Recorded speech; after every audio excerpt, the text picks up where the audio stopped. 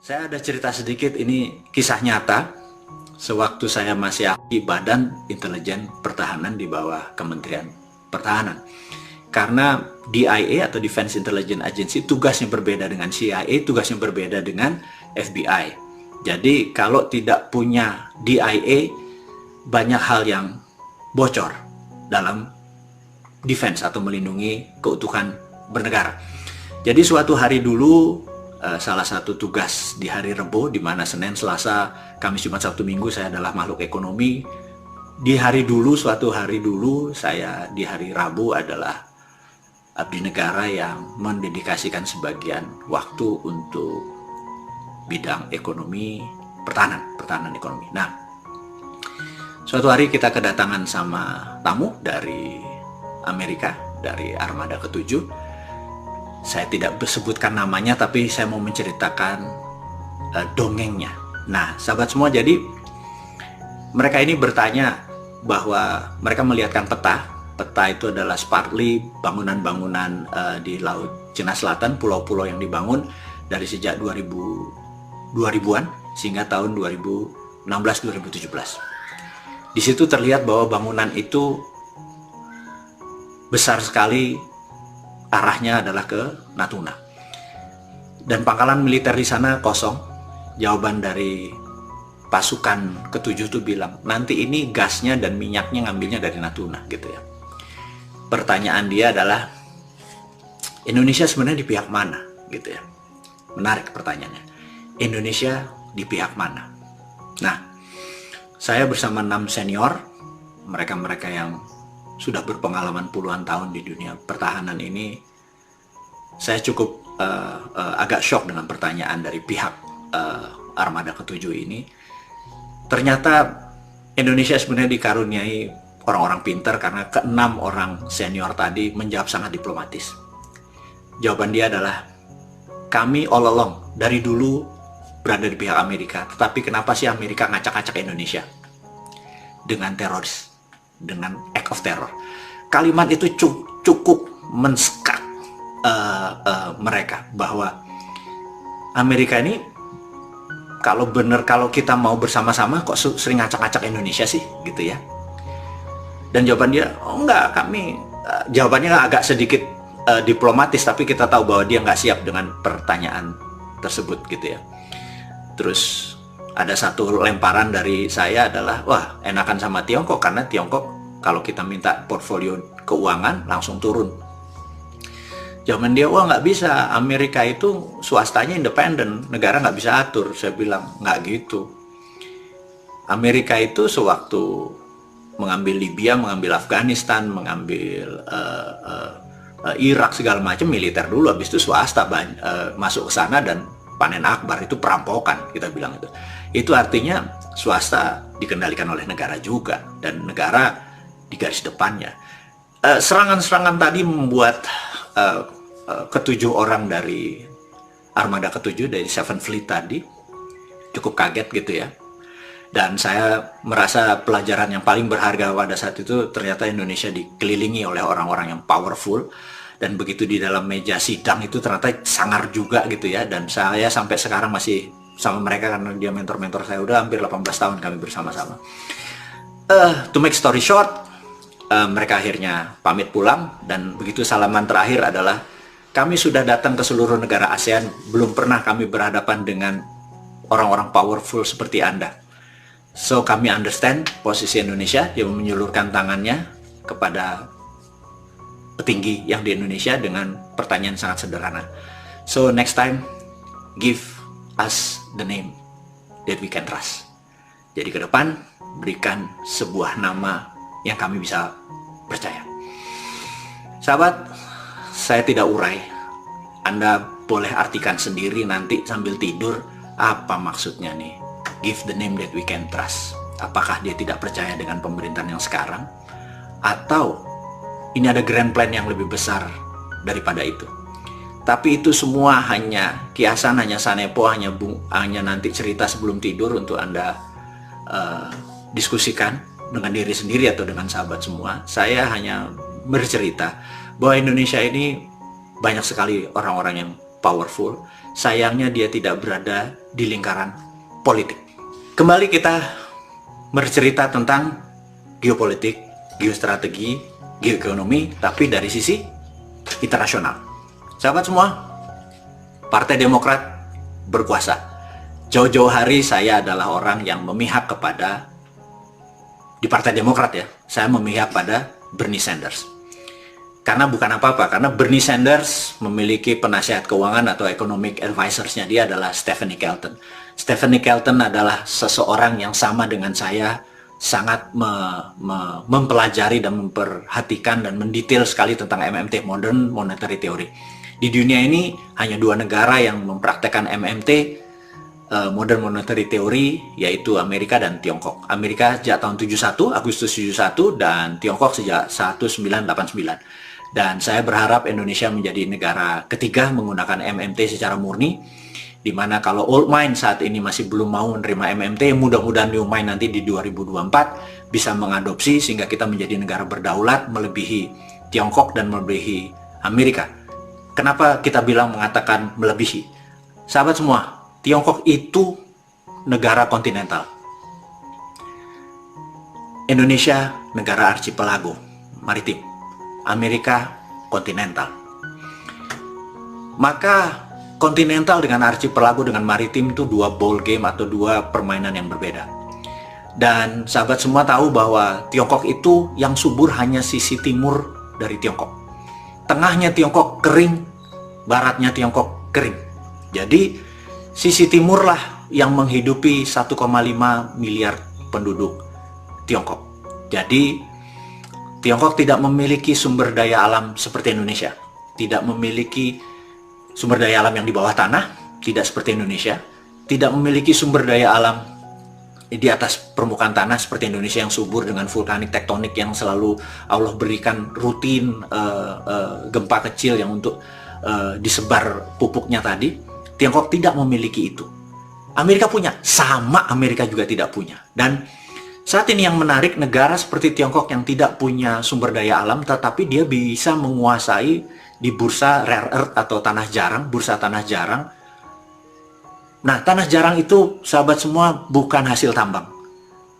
Tanah jarang atau rare earth adalah proses dari cracking benda-benda mineral biasa. Jadi bukan, oh, tambangnya thorium di mana, tambangnya uranium di mana, nggak bisa begitu.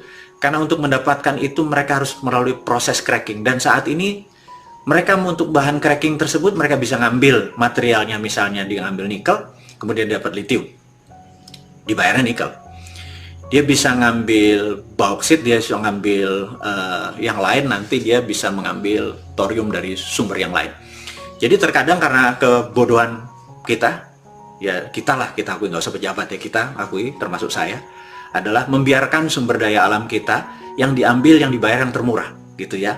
Misalnya nikel yang termurah, lithium yang termahal, lithiumnya nggak dibayar gitu ya, diambilnya adalah nikelnya.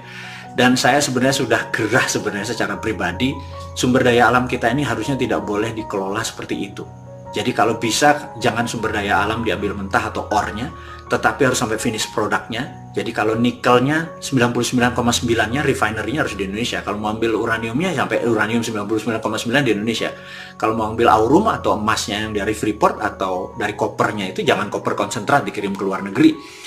Karena ada AU-nya di situ, ada aurumnya. Kenapa nggak buat refinery di Indonesia sehingga AU-nya tadi atau aurumnya tadi, emasnya tadi 100% udah di Indonesia. Pokoknya namanya mineral yang 99,9 yang jadi metal tadi, itu harus prosesnya berada di Indonesia. Jadi jangan sumber daya alamnya.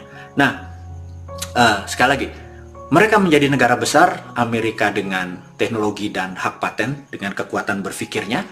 Dan kenapa Amerika bisa dengan kekuatan berpikirnya, saya sekedar mengingatkan waktu operasi intelijen yang sangat terkenal.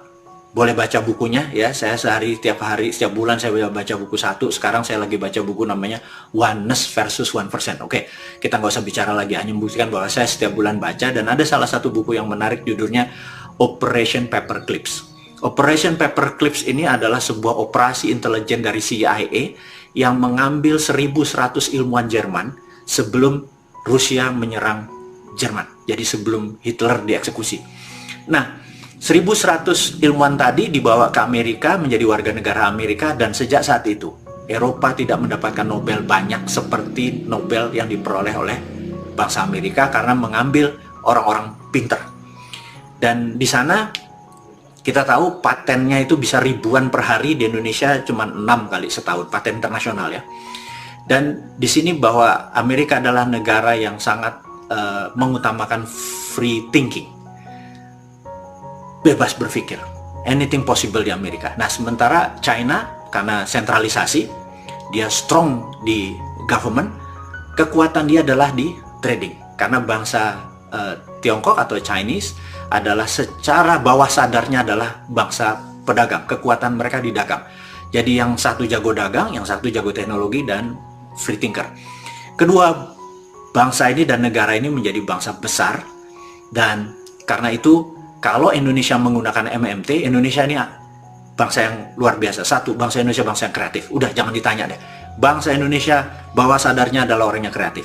Kemudian alamnya, bangsa Indonesia itu memiliki mineral yang luar biasa, yang di dalam tanah, di permukaan tanah luar biasa, dan di lautnya kita mengontrol ikan dan mengontrol jalur distribusi. 4 kekuatan geografi ini harusnya menjadi strength ya bangsa Indonesia, dimana kalau nanti new mind berkuasa, lihat, tidak pakai apa yang old mind lakukan, ditambah MMT dengan kemampuan printing money, zero interest. Anda tahu ya, MMT nanti Anda akan menjadi zero interest. Karena itu kalau ada isu katanya demi membuat Indonesia maju, ada baiknya pejabat sekarang memerintah sampai 3 periode gitu ya, 15 tahun. Jadi itu bedanya, kalau dia minta 15 tahun, Bosman cuma minta 2 hari gitu ya. 2 hari ini, hari pertama Anda semua tahu, saya ulangi lagi ceritanya. Hari pertama adalah kita akan nolkan bunga deposito. Begitu bunga depositonya nol, maka ada 5.600 triliun keluar dari bank tersebut. Kalau Anda punya 1 triliun rekeningnya, katakanlah, yang setiap tahun Anda dapat 50 miliar duduk-duduk manis, pamer-pamer di IG tentang kekayaan Anda, mendadak Anda jadi nol, nggak punya income, karena memang Tina ya, there is no alternative. Nggak ada alternatif lain kecuali bunganya kita nolkan. Akhirnya uang itu dikeluarkan. Kalau Anda keluar itu ke luar negeri, Anda kena penjara 10 tahun, namanya flight capital. Ini new mind nanti pasti akan lakukan. Akhirnya uang itu akan menjadi proyek, akan menjadi underlying bisnis di Indonesia. Muter dalam 1 malam itu muter, tumbuh tanpa perlu duitnya Tiongkok, tanpa perlu IMF, tanpa perlu minjem, tanpa perlu menteri yang sangat pintar-pintar. Ekonomi langsung tumbuh dalam 1 malam. Dan apa yang terjadi habis salat itu? Ya marah. Ya hari ketiga bosmannya ditembak gitu ya, mati. Ya sudah. Tapi 2 hari itu akan membuat semua orang tercerahkan, membuat orang keluar dari solusinya. Ya nanti penggantinya ya langsung menjalankan metode strategi new mind ini. Jadi sahabat semua, itu hanya sebuah sanepo, hanya sebuah kiasan bahwa kenapa mesti 3 kali masa jabatan, 2 hari juga bisa make a difference gitu ya, kalau benar-benar cinta NKRI garis lurus gitu. Nah, balik ke Partai Demokrat yang berkuasa di belakangnya globalis, yang Trump udah dijelek-jelekin, Trump out ya. Gak apa-apa, saya memang pembela Trump. Saya tidak pernah membilang bahwa Trump akan menang, tapi saya on Trump side karena Trump adalah patriotis, nasionalis secara karakternya, bukan asshole-nya dia secara individu. Sekali lagi, harus Anda bedakan ini semua. Dan sekarang singkat cerita Demokrat berkuasa. Demokrat kemudian menerbitkan, saya ingatkan, ada di video berkali-kali video saya, tulisan berkali-kali si Bosman ini mengingatkan bahwa di malam sebelum inauguration atau sebelum pelantikan Biden dipanggil Pentagon, duduk sangat serius. Pentagon minta 1 syarat, bahwa anggaran militer Departemen Pertahanan atau Pentagon adalah $3 triliun selama 4 tahun ke depan. Dan itu disetujui oleh Miley tanda tangan sebagai Joint Staff General di Amerika. Kemudian Biden setuju, dan kemudian kemarin uang keluar 1,9 triliun atau 27.000 triliun. Dari mana? Dari IMF. Minjem dari Tiongkok? Enggak lah, itu printing money. Sekali lagi, bagi para guru besar, dosen, mahasiswa kampus ilmu ekonomi, tolong dijawab pertanyaan sederhana dari kaum MMT yang bodoh ngaku pinter ini, kenapa di Amerika nggak ada inflasi dengan 1,9 triliun dolar di print kemarin, yang 40%-nya adalah buat CIA operation. Dan begitu CIA operation ini dapat anggaran, mendadak ada peledakan di Indonesia, di beberapa negara. Jadi kita ini cuman bilang, lihat di zaman Trump kan nggak ada begituan kan, karena memang nggak ada anggarannya dan fokusnya bukan di situ, perangnya perang dagang. Dan di zaman Demokratnya Pak Biden ini, ya udah kejadiannya seperti dulu lagi, seperti zaman Obama, seperti zaman Clinton. Dan Indonesia harus hati-hati karena wakilnya CIA, nanti saya sebut namanya ya, si yang saat ini menjabat adalah mereka yang dia adalah orang yang menginisiasi tentang Papua. Sekali lagi sahabat semua, saya mengingatkan, berbisnis, berdagang, bernegara tidak segampang masuk gorong-gorong gitu ya. Kita harus lebih rinci, harus lebih berani lagi melihat bahwa semua itu berubah. Mungkin cocok dulu 7 tahun yang lalu, tapi ke depan saya ingatkan, yuk kita bernegara dengan elegan, di mana kita akan melakukan lobby-lobby tingkat dunia, bukan sekedar dagang saja dengan Tiongkok dan dengan Amerika. Kita harus menggunakan kekuatan bukan economic benefit saja untuk negara Indonesia, tapi juga harus ada namanya country benefit, ada namanya humanitarian benefit. Jadi di mana pada saat nanti kita deal, bukan kita lebih kaya saja, tapi manusia Indonesia lebih sehat, lebih powerful, lebih berdaulat. Dan saya harapkan ini adalah deal yang dilakukan oleh Kementerian Luar Negeri dan mereka-mereka lobbyis internasional, yang saya harapkan kita mulai berpikir lebih powerful lagi untuk bernegara ini. Nah, saya ingatkan sahabat semua bahwa bom dan teror di zaman Biden ini akan terus panjang, dan caranya mengakhirinya gimana gitu kan. Cara mengakhirinya adalah pergi ke Amerika gitu ya. Sahabat semua, dimanapun Anda berada, kita di penghujung perjumpaan kita. Mohon maaf jika ada kata-kata yang menyinggung atau terlalu vulgar. Niatnya ini hanya untuk mengingatkan diri saya dan sahabat semua bahwa Indonesia adalah salah satu negara yang ditakdirkan menjadi global player atau negara besar, akan menjadi besar kalau kita memilih tidak bergantung pada negara lain, tapi bergantung pada putra bangsa sendiri.